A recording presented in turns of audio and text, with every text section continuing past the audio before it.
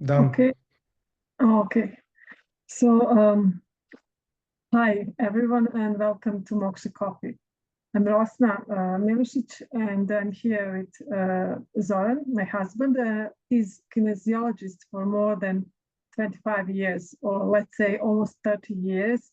So he can answer many questions. And today we chose one topic that I think it's important for everybody, and it's sounding your truth. And my first question, Zoran, is can you just explain difference between two words? So it's we can say sounding your truth and speaking your truth.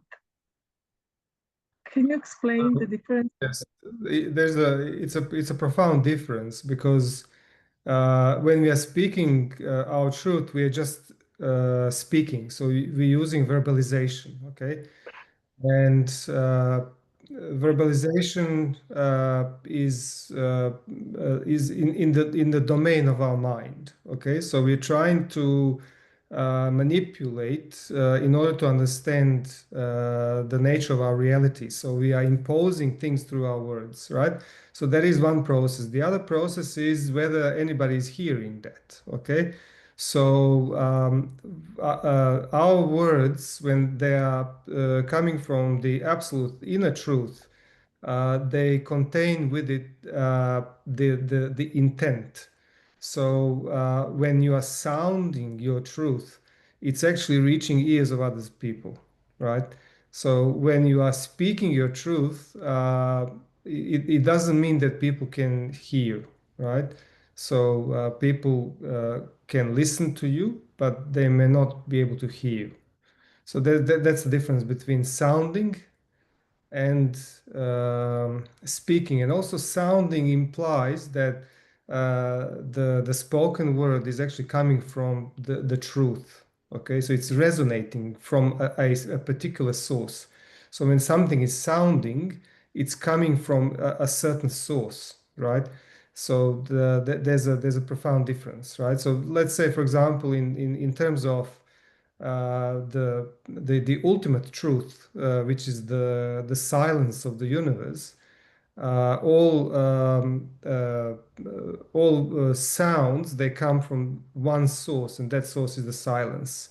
So every sound that we hear comes from the silence and then goes back to the silence. All right. So when you're sounding your truth, it is very important to understand the source from which the information is coming.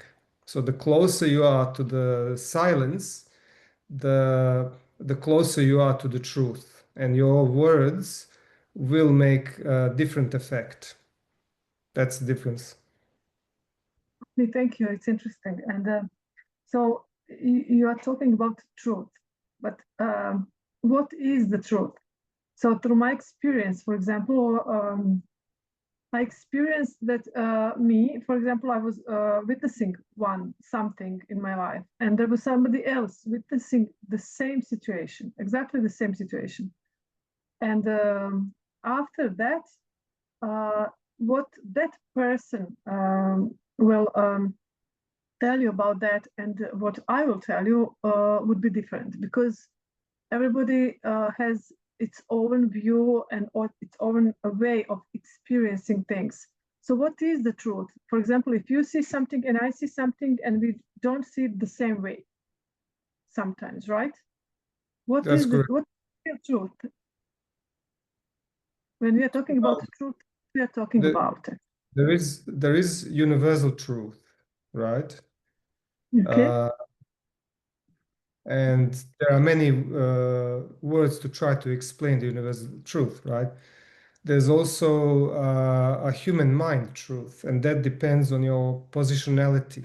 Okay, so you said in your question that you witnessed something. Okay, so for you to be a witness, you have to be standing at the particular point, right? So you have to be uh, positioned somewhere, and from that position, you can describe the situation, right? If you change your position, all of a sudden the situation will be different. You see, you have to understand that we humans although they say we live in a three-dimensional world, that we are perceiving things in the three-dimensional reality, it's actually not truth because we as multidimensional beings in this three-dimensional body, we are perceiving the reality as a two-dimensional reality. There's only two dimensions. The depth we are perceiving as a change of light. So there's two dimensions and there's light, and that's what people call a three-dimensional reality, which is not true. So when you're shifting along the two dimensional reality, the reflection of the light will change. Therefore, you will see different things, right? And then you will react as per your perception, and your perception is depending on your five senses. So the truth for the majority of people, which they call truth, is depending on their five senses. Okay, they're perceptory signals to the body, right? So oftentimes you have situations in the court cases and all that. They call witnesses. An event happened, so that is the universal truth. Okay, so it is not arguable that whether it happened or not, it did happen, right? But then you have as many encounters of how or what happened as many witnesses there are. So one of the important things, and it's a good spiritual practice to be aligned more with the universal truth, is to relinquish your positionality. So you let go completely of the position which is forming your point of view.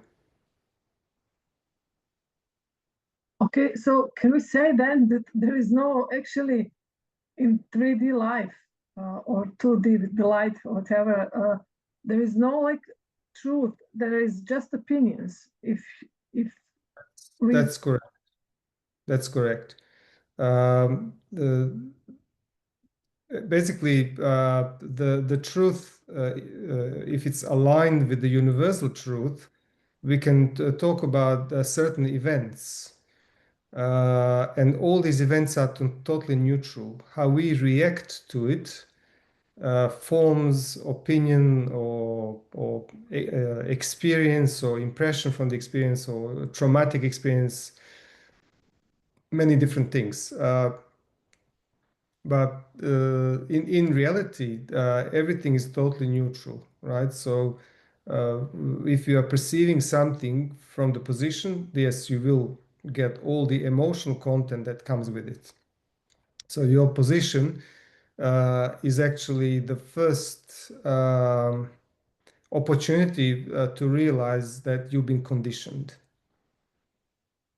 But what is then like sounding your truth or speaking your truth? Because that's actually many people talking about that. Like, and we people usually put that in this like in this dimension, light dimension, and that usually means in this dimension, like, oh, you know, I thought something, I felt something, and I didn't speak, and I didn't spoke it. So it's like.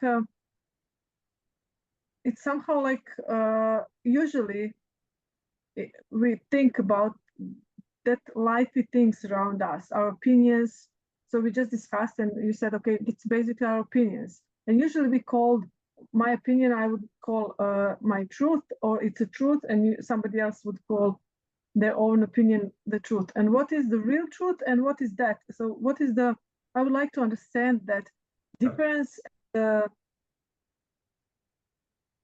Yes, to understand that difference. Okay, the first thing what you need to understand is that for you to sound your truth, you first have to speak your truth. Okay, so it can't be the other way around. Okay, Can you so, can you give me so an example, yeah, please? okay, From for uh, example, if you remember something, just for me to understand. okay. So let's say, for example, you want to you are in some situation and you express your opinion, Okay, and nobody cares. Okay, so that will leave you frustrated, whatever. You'll create more and more opinions of the other people, of your life. Nobody Yes. hears me, all that stuff. But when you express and you speak out, and then that actually moves the situation in a certain way, it means that somebody heard it, right? So there's a big difference between the two, you know. So why people don't speak their truth, or why they don't sound their truth, is because the fear of conflict. So oftentimes people will soften the tone, or they will change the words, or they will not express exactly how they feel for the fear of going into the conflict. And conflict is actually good sometimes, of course, if it's used in a positive way, because conflict will swiftly resolve the situation. People will move, something will happen, and then eventually, because it's the nature of human beings, uh, things will settle down and people will move on from that point. So sounding your truth can be used very effectively to navigate through life, and also to influence the outcomes of your life, right? So speaking, for example, if you're speaking something in a way that is not appropriate, no matter how close to the truth that is, people will reject it, right? And you can bet 100% that you won't get any result from that, you know. So sounding your truth also implies that you can speak in the frequency of the receiver. You know, so let's say, for example, you're driving a car, and then you're listening to the radio, and some awful music comes to the radio. So what do? You either turn it down, or to turn it off, or you change the station, right? So until you match the frequency of the song as per your liking. Okay, so same goes on the receiving end. When you are speaking your truth, for you to sound your truth, you have to say it in a way that is acceptable for other party. Otherwise, you will get rebound effect, and that is basically an opposite effect. So you're speaking the truth will cause the opposite from what you wanted. It's Did I quite give you hard. did I give you a good example? So the best is to stay silent. Well, see, staying silent is not sounding your truth. Okay. And sometimes if you are 100% in your truth, staying silent also speaks. So you see, you have to understand, and this has, I mean, this topic has a lot to do with our humanity, or wider society, you know, because we are conditioned from the very beginning, even from, I mean, not big, from the beginning of my life, from the beginning of the mankind. Okay, we are conditioned to have leaders, right? So people seek leaders, and you notice that people seek, you know, from spiritual leaders to government leaders to nation leaders and all these things, right? So, because the verbal language was developed in early stages of our life, it was developed for us to try to manipulate reality in order to understand it. Okay, not in order to change it, right? But then as we're developing and growing, we realize that the only way to survive in this conditioned world is to actually use verbal languaging to manipulate our existence. All right. So let's say, for example, little kiddo throws a tantrum because he's trying to achieve something, or it feels frustrated or whatever, right? Uh, so this is the seed of the state of the world that we live in at the moment, because how people choose their leaders, there's a difference between the animal kingdom and the human kingdom. Okay, animal kingdom, animals choose alpha leader according to his strength, according to his presence, to his or her stature, right?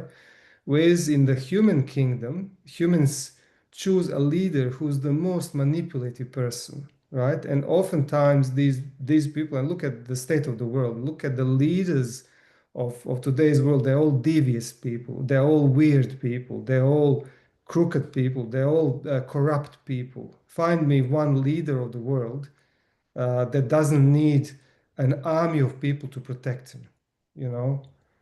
So humans choose such leaders because they are the most, they are the loudest, they are the rudest, they are the most arrogant, and they are the most manipulative people. Okay, so this is how humans at the moment, at this stage of human development, they choose the leaders, right? So that is in the low frequency. In the high frequency, the leader doesn't want to be a leader. Okay, so in a high frequency, you lose your identity, you lose your need for position, for possession, and all these things, right? And then you achieve a particular state of mind or frequency, right? And then your presence is enough. So we lead by our example. We lead towards righteousness. Will lead the mankind towards liberation. You know, they are the great personalities of our world. You know, they are great masters and avatars that appeared in our history. You know, that they made a true and remarkable shift in the human consciousness. Right, that is the leader. Right, at the moment, the leaders that lead this world, which are most manipulated people, they basically create all these things that you actually see uh, on everyday's news, you know, like, you know, lots of people dead, lots of poverty, lots of conflicts, destruction, um, economic crisis, all these things, right? So that's the big difference between where the spoken word is coming from and how we actually developed through the mankind and through our society. So you mentioned silence. So silence may be, but it's not always like suppression, right? So because you said that you can speak with the silence, but sometimes silence is also like not telling the truth. How do we know when we should be in the silence and when we should actually, when the silence is suppressing something Yeah. and we are Okay. suppressing? In egoic or mind-driven silence, there's intent. Okay, so there is clear intent, and that also is part of the manipulation, right? So silence can be very manipulative. In true silence, a person is actually aligned with the laws of the universe. A person is at least in the position to be neutral. A person is devoid of all positionalities, right? All opinions. A person is in a state of mind where everything that moves in this world is perceived as beauty of life. Okay, so if you are speaking from that position, every spoken word resonates and sounds, right? So being in true silence, it doesn't mean that you are mute, you know. It doesn't mean that you are not speaking, right? But oftentimes, the presence of such person is enough to transform and shift the state of mind of many people, you know. Whereas if you are keeping quiet, you know, that has intent, and because it has intent, it has a secret game built in it.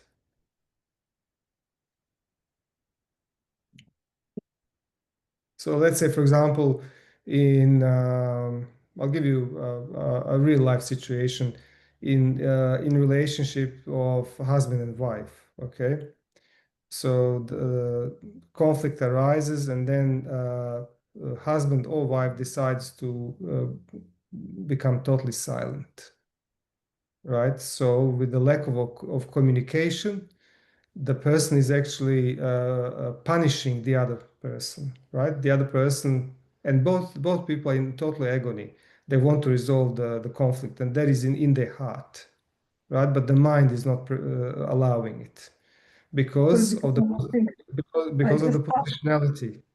Because the I just positionality and positionality is aligned with the persona, right? Positionality creates persona. Okay, oh, I will never say this or I will never do that. Okay, so that is the ego projection of positionality. Okay, so people are defending their positionality.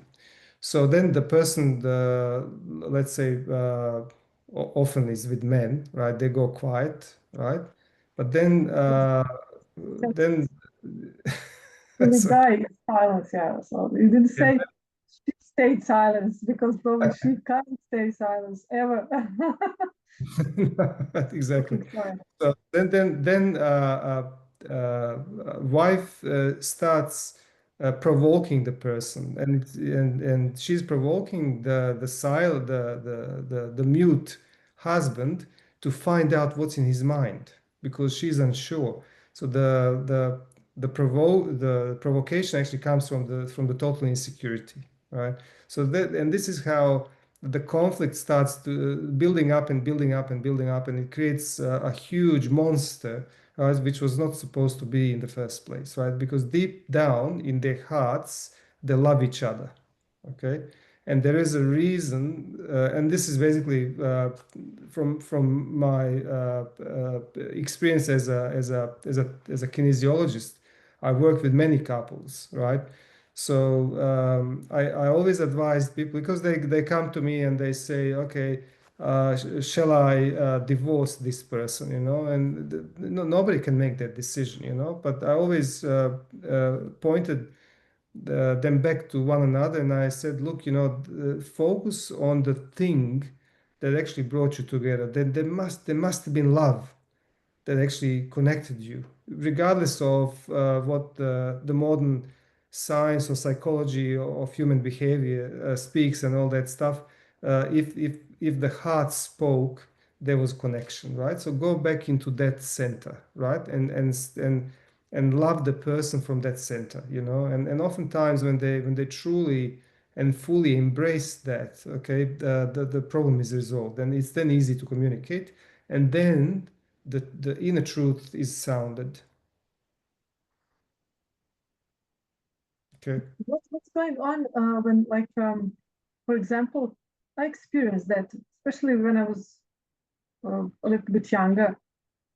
Like, for example, if I have, we already said those are opinions. If I have opinion about something, and if I disagree with somebody, like, and even if I think that I'm right, and usually everybody thinks that, yeah, like I'm right, and the other Yes, you're person right. will think, yeah. You're So, always right. uh, how far we should go to speak to somebody, to show them, to like to argue with them, to protect our truth, or if that's the truth. Actually, even if that's the truth, do we need really to go and fight for that and to No, explain that? because you see, the argument about the truth is coming from arrogance. Okay, so it's the arrogance that is saying, "Oh, I need to protect the truth. I need to pursue the truth. I need to blah blah." Okay, the truth, if it's universal truth, it just is. There's nothing in this world needed to represent it, to defend it, to describe it, to justify it. The truth just is, right? So the more you pursue the truth, it means that you are not standing in your truth, right? Because why there's a need to defend it, to go a step further, to hammer it into somebody's brain. Look, I mean, they've got their own eyes. They can't see with your eyes. I always say, only I know how it is to be me, nobody else, right? And also for everybody else, right?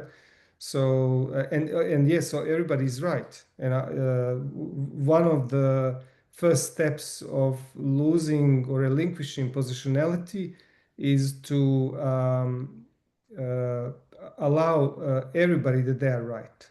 Okay, so you must do that. Okay, so I allow that you're always right. Okay, and then you will see how much more life energy is coming your way because you lost the interest in conflict. You know, to stay in conflict requires huge amount of energy because it's not truth. So you know, to stay in your truth, if it is truth, then you have to do nothing because the truth just is, and the truth speaks for itself, right? Doesn't need any the nobody to defend it. It's the basic law of the universe. If you look at the sun and the stars and everything around you, is anybody protecting that? You know, does the sun need to tell you every morning that it's hot? The sun just is, and that is the nature, right? And that is the might of these call them celestial bodies or however we want to call them. The might of the universe is actually uh, in that neutral position. Okay, so you lose the need to defend yourself. And then the question arises, and so how do I speak that? How do I communicate that? You know, and that's the difference between speaking your truth and sounding your truth.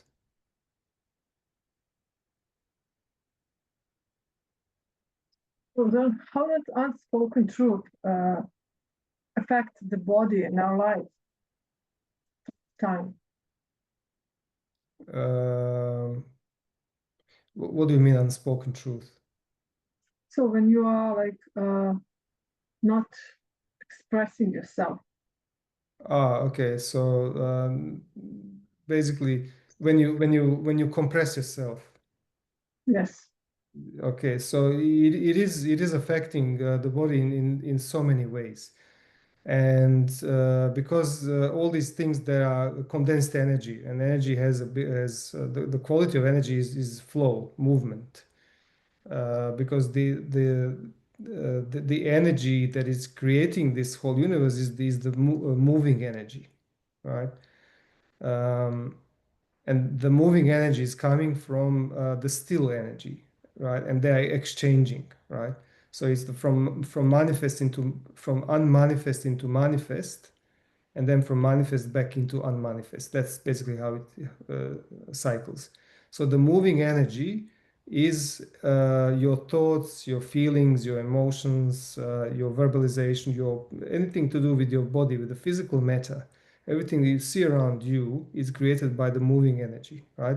So if you stop that energy, which is the universal force, what's going to happen? Something has to crack, right? Because we cannot possibly hold that for too long, right? So if you have a habit of concealing our unhappiness or our anxiety or whatever, if you're not communicating that, if you are not allowing everything that's been blocked to come up on the surface, it will definitely burn the hole through our canvas of life some way. Okay, so it will have a deep effect on us, you know, in many ways. So that is basically what happens in real terms, you know. If we are compressing ourselves, it will have to show in many other ways. Um, does this truth, if it's spoken, does can it can the truth hurt someone? Um, Depends on the positionality of that person, you see. So if the truth came from a position, it will definitely hurt all positions that are not the same. Okay, so there will be disagreement or different opinion and whatever, right? So it can hurt, but if the spoken word needs to shift something, needs to clear the air, needs to resolve something, right? There are a number of ways which we can use in our communication to actually achieve that result. Okay, so first things first, as I said earlier, if you say something and that there is even an absolute universal truth, if you say it in the wrong way, it will be rejected, right?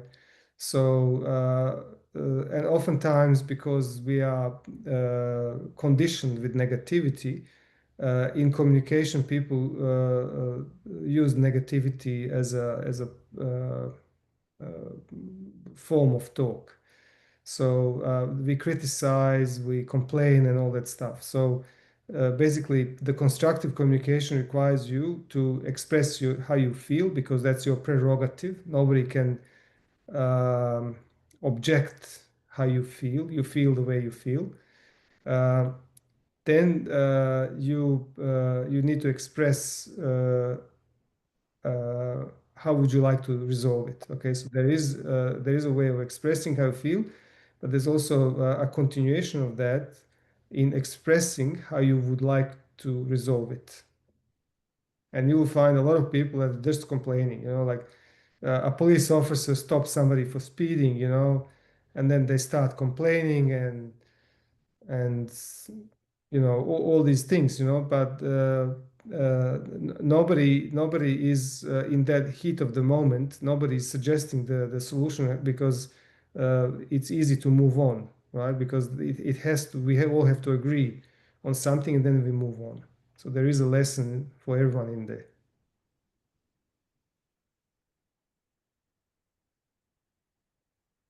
Okay, interesting. I need to think about those things.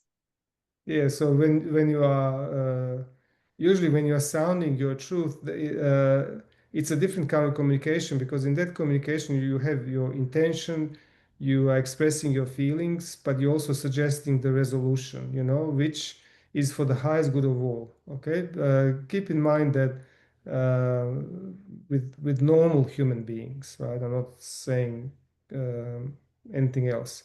With normal human beings, there's a love in their heart, okay, and that the love has been completely blocked because of the conditioning of the world, because of all our life experiences and impressions and traumas that we've been through, and we built these walls of protection around our heart, and that's basically very often that is the cause why people fall apart, because of all these fears of the future that are blocking our true love to come forward. And that's why a lot of communications are failing that way because you can't reach the heart inside. Yeah. So we're trying then to be loud, probably. Yes, loud, but you see, being loud is coming from the early childhood conditioning, where we use languaging to manipulate, right? And that becomes a habit, that becomes a survival tool. And then, for example, yelling is also a way of uh, uh, you know uh, drilling your way through, and how people, I mentioned how human kingdom chooses the king. They choose the king according to the loudness and manipulation, right? And you'll find a lot of people. I remember when I was a little boy and I was growing up, there was always some leader of the gang, right? And that was the most manipulative, the most devious and loudest person. So whoever was loud, he immediately assumed the leadership role, and people gave him the power unconsciously, 100%. It was really stunning process to observe. So basically, from the early childhood, I was always like a black sheep. I wasn't fitting in all these groups because I didn't appreciate that kind of authority, you know. So you see, another example of that is you look through the social networks and you got, let's say, Facebook or whatever. You get all these people, you know, expressing their opinions, you know, and then different theories and all that stuff, and people who are desperately trying to find a solution to this world the way it is. um, they will find a leader of the theory, you know, which helps them to suit their soul, you know. So I always say to people, you know, you don't need any leader, just believe in yourself. The truth is in you. The truth is nowhere else. Okay, so don't seek the truth from somebody else. The truth is in you. And that is the point where you need to lose interest in all these personalities and their opinions and their proofs that world is like this or world is like that and so on. Okay, so the truth is inside, and it resonates with you. Can truth be negative? Like you have positive and negative. Can truth be negative? Yes, I mean the reaction to it can be negative, you know, but But truth. there is also conditioned, you know. It's conditioned by the positionality, you know. I remember I've been through so many life situations to learn that whatever is happening has a deeper meaning to it, you know. So then I learned from my early youth that if something bad is happening to me, I would immediately ask the question, okay, I wonder why this came my way. Okay, I wonder what's in this. Okay, so that helped me to step out of the victimhood, you know, or poor me or why me and all these things, because I was looking at the reason why something came my way and why I need to go through this experience, no matter how powerful or strong the experience is, right? So that is way of navigating through positive or negative truth, you know. There is one question. Okay. Yes. So it's Zvezdana asked, how do I find my truth? The truth is in your guts, right? So basically, it's very simple. You close your eyes, you put your hand on your stomach area, right, or your abdominal area, right, and then you think about the particular event, right? Think about your reaction or other people, and think about how you would go through this situation, or how would you decide to resolve it and so on, and see what resonates with you. Okay, so if there's a good feeling in your guts, that is usually the way to go. Okay, if the situation is causing turbulence in your gut area, then there's probably a problem in it. Okay, and same with things that are spoken to you, you know. See how it feels in your stomach. If somebody is saying to you something and there is embedded message, in other words, there's the true message is between the two lines in the white space. Okay, it's called embedded message, right? That your body recognizes that, right? And it will react immediately. So this is how you recognize it. And you know, it's been proven. I'm saying this because you know my background is kinesiology. It's been proven that the body will react with the unlocking muscle uh, on any spoken word that is not true. Okay, so and the person who's been tested on a particular word doesn't need to know that language at all, right? So let's say, for example, you have two people, and one person is Chinese, and the other person is let's say from Bosnia, okay, and they can't understand each other at all, right? So they speak two different languages, right? So let's say you're testing one person, and the other person in their own language is saying something that is not truth, right? The muscle will weaken, okay? And when the person is saying something that is truth, the muscle will stay strong. And that is the graphic example how your energy receives the input even before you become aware of it. Okay, so every language in any language, every word in any language has a particular frequency, and how it's spoken will affect our energy system because we operate per frequency, not per physicality of it. Okay, so also the similar test has been done with different logos of different corporations. You know, for example, you would get a testing subject to stare at a particular bank logo or corporation logo, and the muscle would weaken immediately, right? So anything that is aligned with false will weaken your energy system. Okay, so that is how you can recognize if something is truth or not. Okay, so there is, and see, this muscle test, kinesiology muscle test, goes beyond your position. Okay, it will actually, because it's aligned with the universal truth.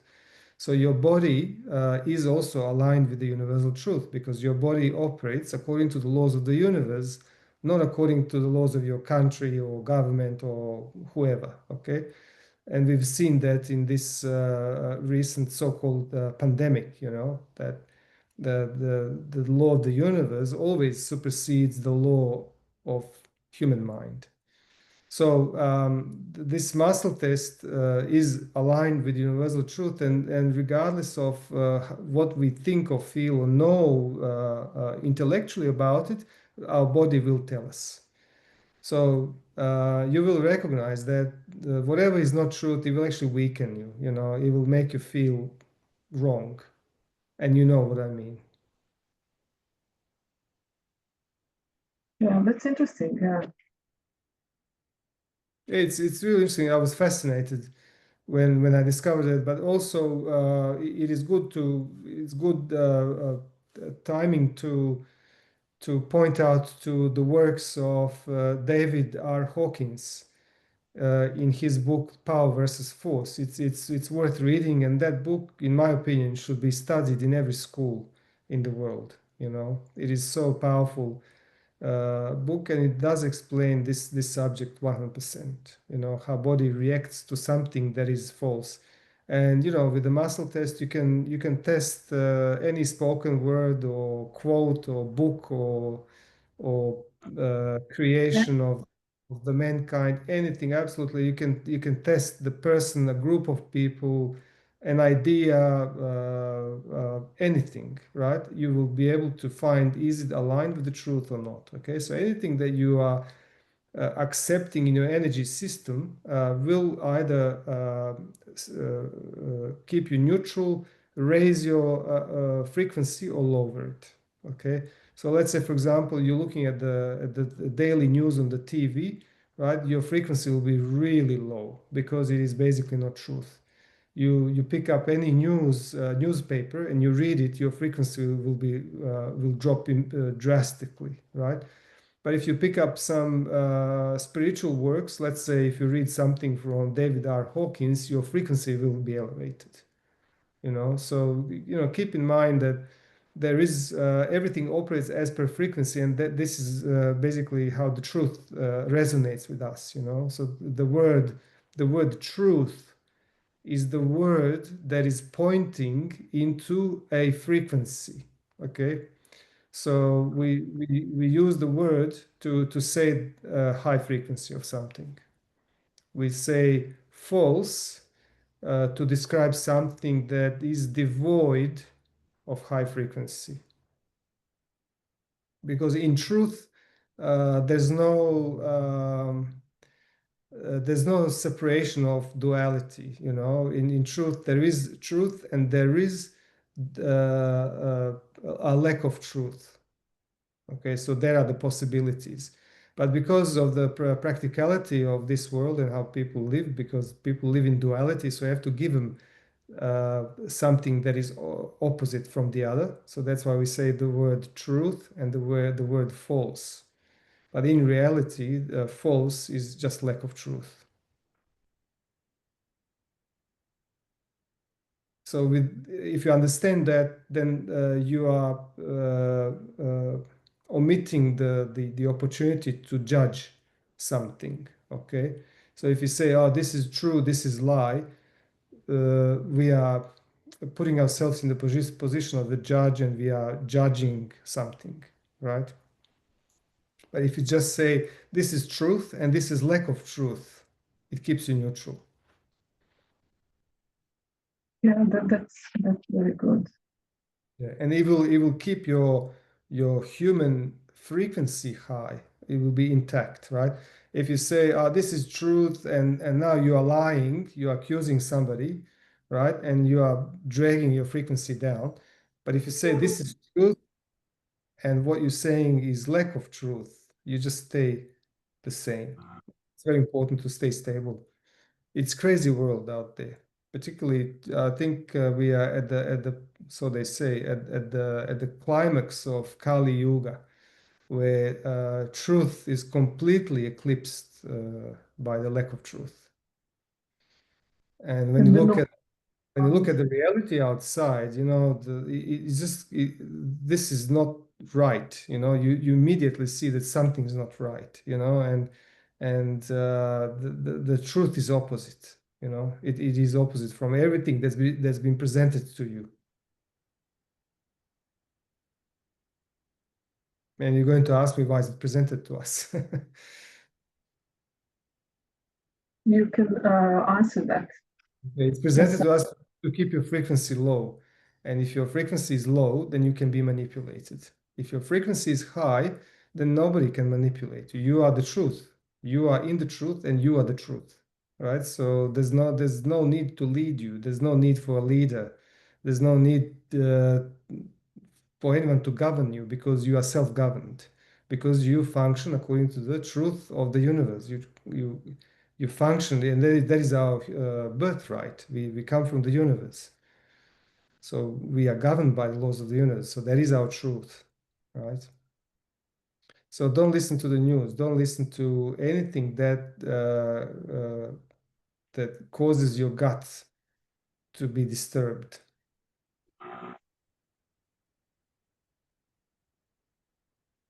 please. Thank you. It was really good talk. If you want to add something for the end, well, there was a really interesting thing that you spoke about. Yeah. One thing I would like to add is oftentimes the question arises. So once when you're standing in your truth and when you're sounding your truth, uh, what does that mean in the real terms? How a person can become a great citizen of the world by leading by his own or her own example. Okay, the word is humility. Okay, and humility, if it's perceived in the dual world, is a arrogance in disguise, and you have to be really careful about that. People pretend to be in the frequency of humility, um, so that they achieve secret gain. So I'm doing this because of that. Okay, so I'm being kind to this person so that I can achieve something else, or somebody will say something, and so on. So the real humility is which is the truth. Okay, and this is how we lead by example. The real humility is when we see everything as a beauty of life. Okay, so you can also call that gratitude or whatever, but the beauty of life in everything, right? And try to live that in every moment of your life today. You know, everything that comes in your presence, everything that you touch, whoever you speak to, uh, observe that as a beauty of life, beauty of creation of the universe, and particularly with humans, with our interactions. Every person is on this planet because the universe wanted so. The higher force wanted that, you know. And also, don't worry about opinions because we are here because a much higher and more important force or power wanted us to be here. So we are already uh, uh, the way we are unique and authentic, and there's nothing more we need to do to be that. So that is the real truth. So humility as or humility through seeing everything in life as a beauty of life.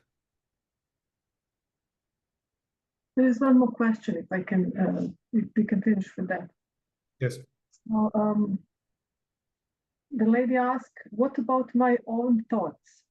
How do I know if they are aligned with myself or if they are coming from my ego or programs of our society, family, school, etc.?"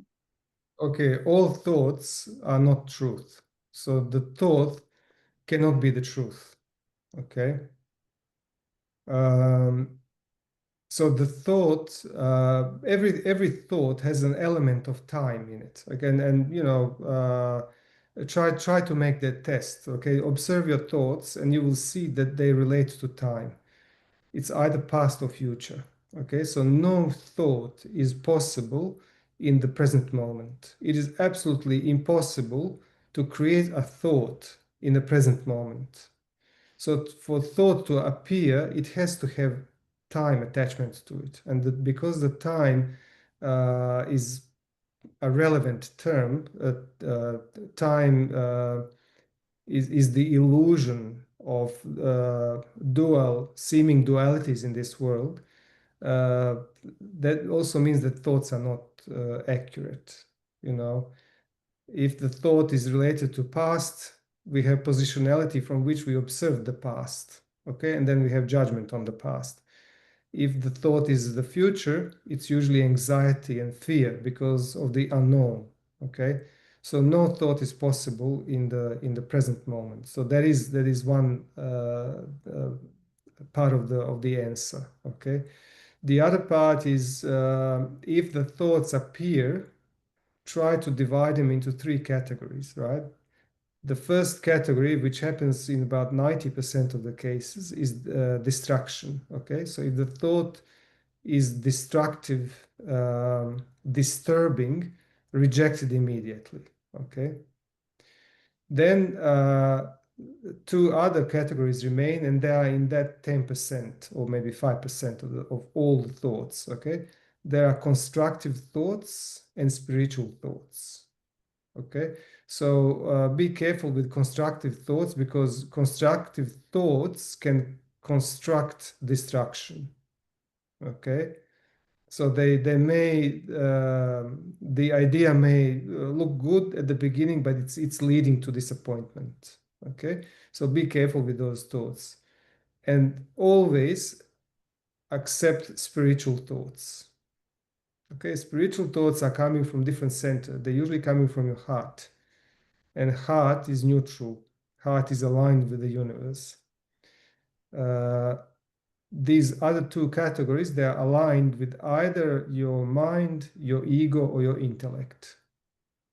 So destructive thoughts, which are 95% of them, reject them immediately, right? And it's if you once when you go through the awakening process, you know, when you uh, when you leave what I call opium dream, you know, people live the dream thinking that's the reality, right? When you wake up and when you realize there's something more to this, right? Then the observer has awakened. So there's a witness of the process, okay? Uh, And the step after that is that you witness the witness. Okay, so there's a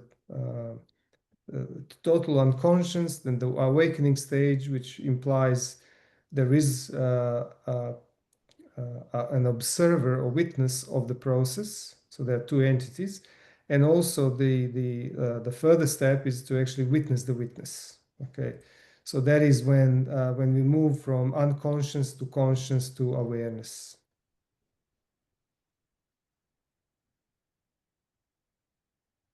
Okay. Great. All right. Any more questions? No more questions. And I think it's now an hour from the time when we start.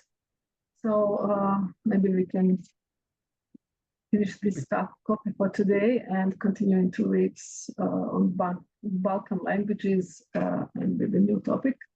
And John, if you have something to add for the No, I end. just want to thank you because this subject is very difficult, and thanks for asking this, because it is always challenging to answer on challenging questions, but it's good because it clears the fog, you know.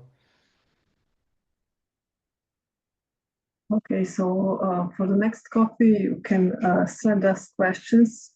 We will announce next topic the week when the coffee is. So we have coffee every 2 weeks. One coffee is in English and one coffee is in Balkan languages. It's actually Bosnian, Serbian, Croatian, it's all the same.